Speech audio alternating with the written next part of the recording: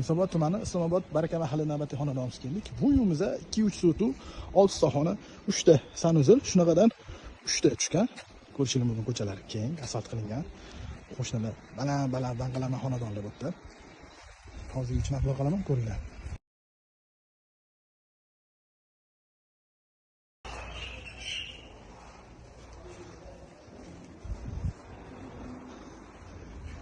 Bu yerda bemalol ikkita mashina sig'adi, tashqariga bitta mashina qo'yishga bo'ladi. Bu yerda yozgi oshxona qilib, chiroyli joy qoldirilgan. Zeleniy zonaga joy qoldirilgan. Bu yerda bizada hojatxona. Bu bizada hol.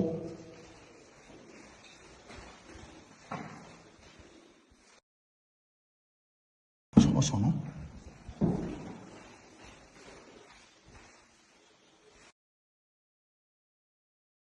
Zal. Zalimiz ham kattagina ko'rasizlar. Yana shuni havolanish uchun joy qoldirgan. Sanuzil.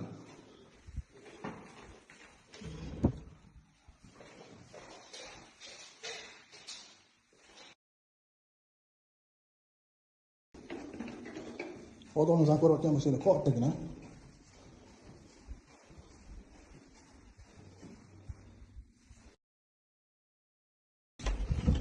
Mana balkonga qo'yishga joy qoldirilgan. Sanuzil. Mana bu takatini.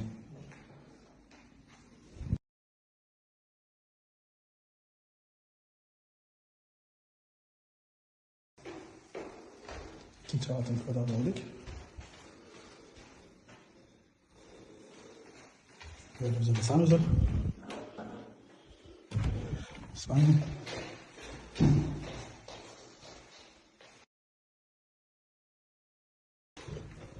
Burada yana bitta xona.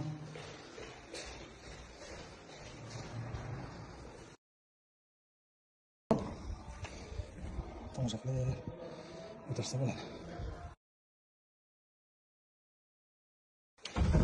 Bitta xona.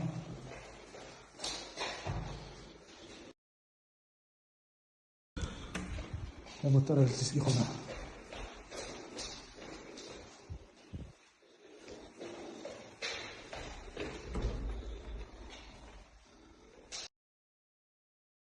Bu uyimizga 300 ming so'raymiz.